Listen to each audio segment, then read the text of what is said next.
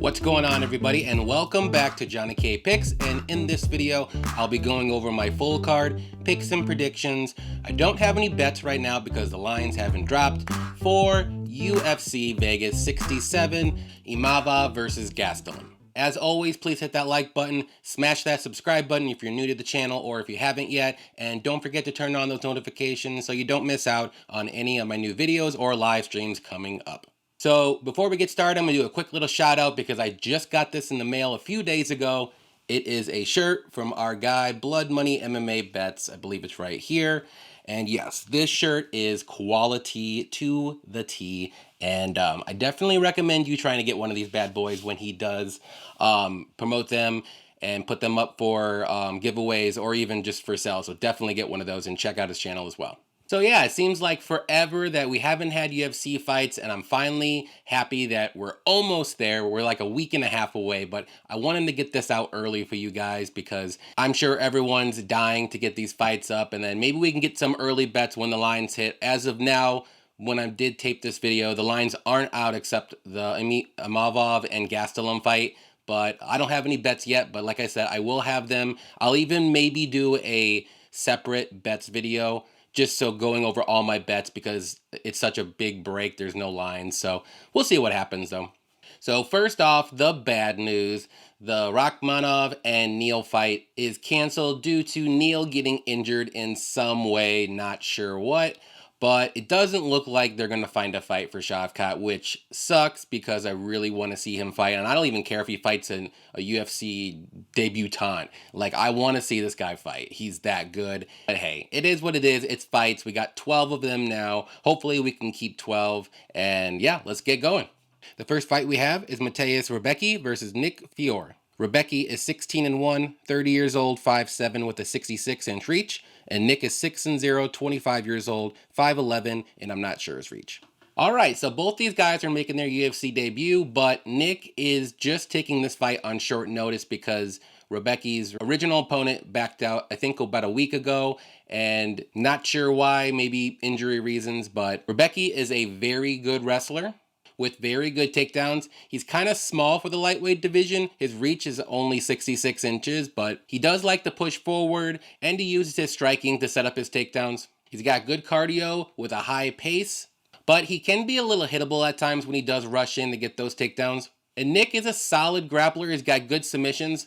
A lot of his wins have come in the first round by submission, but he does have okay wrestling and takedowns, and his striking is just okay as well.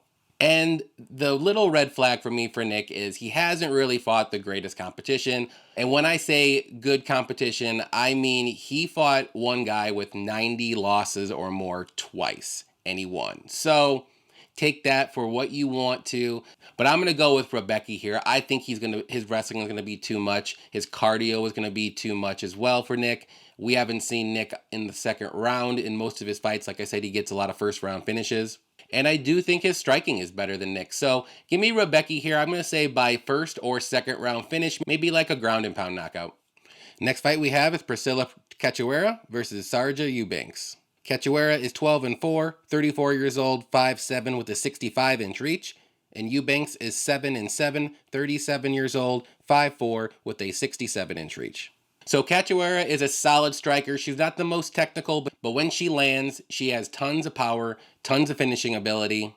And the bad thing with her is her ground game is non-existent. So if she does get taken down, she doesn't really know what to do. So that's the one little red flag in this fight for her. And Eubanks is an all right fighter, if you want to say. She's got solid wrestling, solid striking as well. Her cardio can be a problem at times. But another red flag with her is she has a tough time making 125. So that's something you need to watch out for if you're thinking about betting this fight or thinking about betting Eubanks. But this is such a kind of a low-level women's MMA fight, and it can go either way. I can totally see it, but I'm going to go with Cachoeira here. I always lean the striker over the wrestler, grappler, if you want to say. And honestly, I'm just not really that impressed with Eubanks, and I just can't trust her. And as long as Cachoeira stuffs those takedowns early, I do think she'll be able to get the knockout on the feet in the first or second round. So with my pick, give me Cachoeira to win this one by knockout. Moving on up the card, we have Mendonca versus Basharat. Mendonca is 10-0, 23 years old, 5'6" with a 71.5-inch reach. And Basharat is 13-0, 27 years old, 5'9" with a 69-inch reach. So Mendonca is making his UFC debut. He's got solid striking with really good power. He's got quick counters. He's got good grappling and submissions. And most of his wins have come in the first round as well. And Basharat is very well rounded. He's got solid striking. He's got very good grappling and wrestling, good submissions as well. He doesn't really have the greatest knockout power, but sometimes he can land those flying knees or spinning elbows to get the knockout. And he's very durable. And this is going to be a fun fight, but I'm just going to go with Basharat here.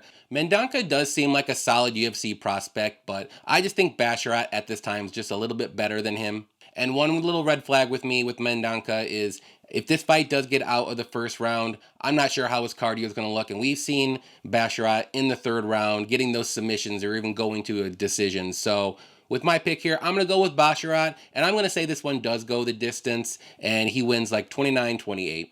Next fight we have is Abdul Razak Alhassan versus Claudio Ribeiro. Alhassan is 11-5, 37 years old, 5'10" with a 73-inch reach. And Ribeiro is 10-2, 30 years old, 6'1" with a 77-inch reach. Okay, so Alhassan's got solid power. He's got strong leg kicks, pretty decent wrestling and grappling, but he really doesn't use it that much. And his takedown defense is awful. He can be low volume at times, but he is super dangerous, so you got to be careful with that. And Ribeiro is another solid striker with good power. He's mainly a boxer though, and he does like to push forward. He doesn't have the best ground game or jiu-jitsu, but he does work himself back up if he does get taken down. And also, he is making his UFC debut. So the one thing I will tell you about this fight is I don't think this one's going to go the distance, but I'm going to lean Ribeiro here. He's going to have a 3-inch height and 4-inch reach advantage. And I'm just not 100% sold on Alhassan because I don't think he's going to use his wrestling and grappling to win this fight. And I think that's the easiest path to victory for him. If he does, then he probably can win this fight fairly easily. But I think he's going to go out there and try to stand and bang with him. And it's not going to go well for him. So with my pick, I'm going to go with Ribeiro to get the knockout. I'll say early second round. Next fight we have is Umar Nurmagomedov versus Raoni Barcelos. Nurmagomedov is 15-0, 26 years old, 5'8" with a 69-inch reach. And Barcelos is 17-3, 35 years old, 5'7" with a 67-inch reach. All right, so this is the one fight that I'm looking forward to. It would have been Shavkat as well, but this is the one that we have to look forward to. So Nurmagomedov is an amazing wrestler. He's got very good grappling. His striking is solid. He can work a little bit on that, but he's got very good kicks. He's got good cardio and pace. And Barcelos is a very well-rounded fighter. He's got good striking, good technical boxing, solid wrestling and grappling as well if this fight does get to the mat, which I do think it will. But, little red flag, he's getting up there in age. He's 35 years old. We've seen him kind of slow down as the fight goes on. And he can be hittable. And I know this is Umar's biggest test in the UFC as of yet, but I can't go against him. I gotta pick Umar here. I think he will use that wrestling and grappling, get this fight to the mat, and do what he does best, and potentially get the submission. I don't think this fight will stay on the feet for too long. And like I said, Barcelos is very well-rounded, so I do think he'll be able to fend off Umar's submission attempts. And I do see this fight going to the judges' scorecard, so with my pick, I'm going to say Umar wins this one by a pretty easy decision, like 30-27. Moving on up the card, we have Daniel Argueta versus Isaac Dulgarian. Argueta is 8-1, 29 years old, 5'7" with a 70-inch reach. And Dulgarian is 5-0, 26 years old, 5'7", and I'm not sure his reach. So Argueta is a very well-rounded fighter. He's got good wrestling, good takedowns, solid grappling and striking. He does like to push forward and put a good pace on his opponent. And Dulgarian is making his UFC debut. He's got solid grappling and wrestling as well. All of his wins have come in the first round. So again, not sure how he's going to look in the second round. So that's something you got to take account for. But I think this one's a hard one to pick, and I've been going back and forth a little bit, but I'm gonna lean Argueta here. I just think he's the more well-rounded fighter. If anything, I do think he's better striker. I think he'll push a pace on him in the first round, and if this fight does get into the second round, I do think Argueta will take over the fight and just use his wrestling and grappling and just grind on Dulgarian and maybe get the late third round finish or a decision win. So with my pick, I'm going to go with Argueta to win this one by decision. Next fight we have is Ketlen Vieira versus Raquel Pennington. Vieira is 13-2, 31 years old, 5'8", with a 68-inch reach. And Pennington is 14-8, 34 years old, 5'7", with a 67.5-inch reach. Okay, so Vieira, friend of the show. She's very well-rounded. She's got good striking, good takedown defense, good wrestling and takedowns, but she can be held against the cage pretty easily, actually, even though she is strong. And as the fight goes on, she does slow down a bit, but this is a 3-round fight. In her last fight, she fought against Holly Holm. It was 5 rounds, so I'll give her the benefit of the doubt on that. And Pennington is very well-rounded as well. She's got good boxing. She's very strong in the clinch, which I do think that's going to play a big part in this fight. She doesn't really use her wrestling or grappling that much, but she does have it in her back pocket. And I really think this is a close fight. And like I said, Vieira is a friend of the show, but I'm gonna go with Pennington here. I just think with Pennington fighting the better competition, I think she's going to be the stronger fighter, and she will be able to hold her up against the cage if need be. And I do like her boxing. I think it's a little bit slicker than Vieira's. So give me Pennington here. It's going to be very close. I can see this actually going to split decision as well. And I'm going to say it goes to decision, maybe split. Moving on up the card, we have Nascimento versus Carlos Hernandez. Nascimento is 19-6, 31 years old, 5'8", with a 69.5-inch reach. And Hernandez is 8-1, 29 years old, 5'8", with a 67-inch reach. So Nascimento is a very good grappler. He's got good takedowns and good wrestling. He's not the greatest striker, but he definitely wants to get this fight to the mat and use his wrestling and grappling. And Hernandez is pretty well-rounded. He's got okay striking. He's got pretty good takedown defense and grappling. But he just really doesn't do anything that jumps out on the screen. And for me, I'm going to lean Nascimento here. I think he has the more experience. He's going to have the better wrestling and grappling and potentially submissions as well. On the feet, though, I may give it to Hernandez, but I don't think this fight's going to play out on the feet too much. And I do think Nascimento will be able to control him on the mat, maybe work for submissions here and there. You get some ground and pound and grind him a 29-28 decision. Next fight we have is Jimmy Flick versus Charles Johnson. Flick is 16-5, 32 years old, 5'7", with a 70.5-inch reach. And Johnson is 12-3, 32 years old, 5'9", with a 70-inch reach. Okay, so Flick is a very good grappler. He's got very good submissions. He's not the greatest striker. He definitely wants to get this fight on the mat and work for submissions. He is kind of a kill or be killed fighter, so if he doesn't get that submission early, he's going to get finished himself. And with Johnson, he's very well-rounded. He's got solid striking, solid takedown defense. If he does get taken down, he does work himself back up. He can be kind of a slow starter, but he does like to push forward, which is kind of weird that he does push forward but just doesn't have a lot of output until later in the fight. And Johnson is technically taking this fight on short notice, but I think it's been like 3 or 4 weeks, so I'm not going to really hold that against him. But yeah, I'm going to go with Johnson here. At first I was thinking about picking Flick, but he hasn't fought in over 2 years, and I'm just not sure how he's going to look in this fight. And I know Johnson hasn't looked the greatest in his last fight. Some might have said he lost, like me, but he does have the tools there. He just needs to start a little bit quicker than he's been doing. And if this fight stays on the feet, I like Johnson all day. If this fight gets to the mat, it might be a little crazier, but I think Johnson's good enough to work himself back up, stay out of trouble, and get back to striking on the feet. So with my pick, I'm going to go with Johnson to win this one, and I'm going to say a late knockout in the 3rd round.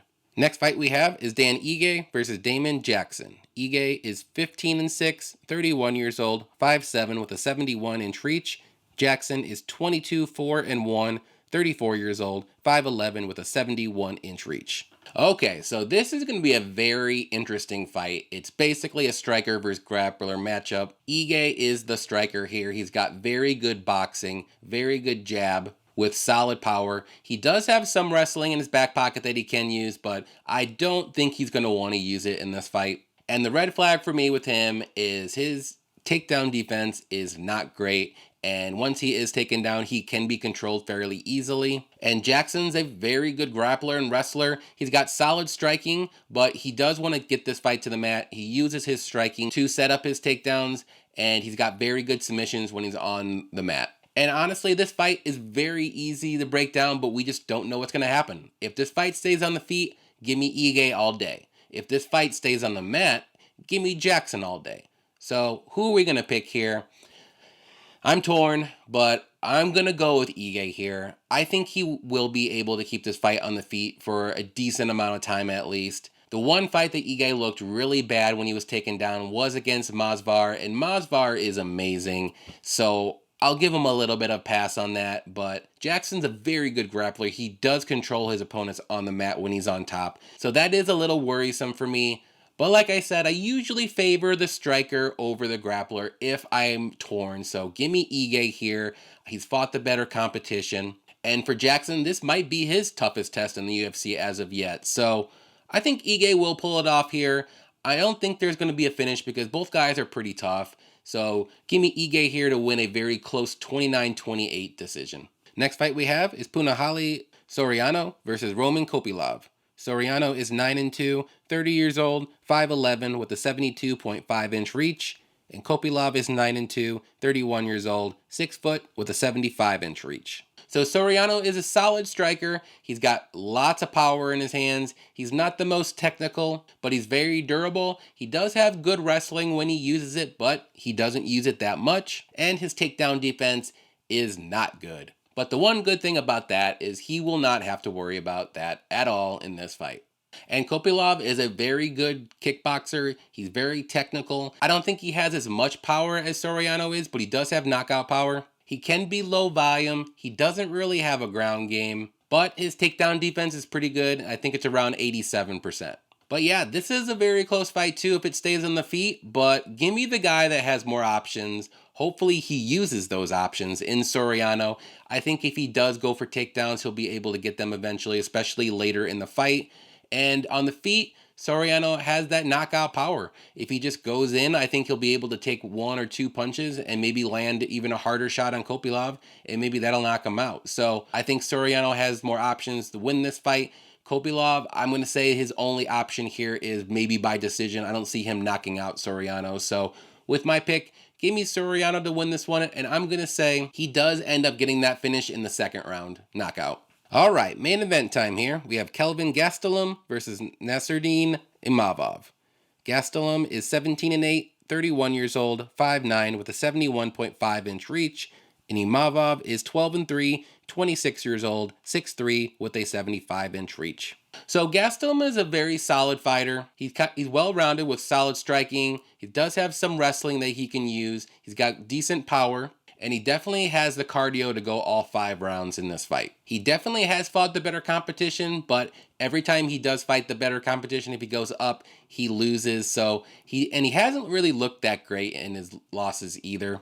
And Imavov is very well-rounded as well. He's got solid striking with power. He's got good wrestling and grappling. He's going to be the bigger fighter here. He's going to be 6 inches taller, and he's going to have a 3.5-inch reach advantage. We have seen him slow down in his last fight against Buckley, but I want to say he was trying to prove a point in that fight. I don't know if there was some bad blood between him and Buckley, but he wanted to make Buckley look foolish, especially in France. And he kind of did the first 2 rounds, but he just didn't get the finish. And he just had nothing left in the 3rd round. So hopefully he doesn't do it again in this fight, because this is a 5-round fight. But I'm going to go with Imavov here. The cardio issue does worry me a bit because this is 5 rounds, and we've seen Gastelum in many 5-round fights. So Imavov can win the first 3 rounds early, I think, but the 4th and 5th round, if it does get there, will be dicey. But I like his chances here. I think his size is going to play a big part in here. I think he'll be able to get those takedowns and work his grappling and wrestling. And on the feet, it's going to be close. He's going to have to be careful because Gastelum does have some knockout power, but he's going to be the longer fighter here. So give me Imavov here. I think this one does go to decision. It might look a little sketchy at the end, but I think Imavov will do it here. And I'll say he wins a 48-47 decision. All right, guys, those are my picks and predictions for UFC Vegas 67.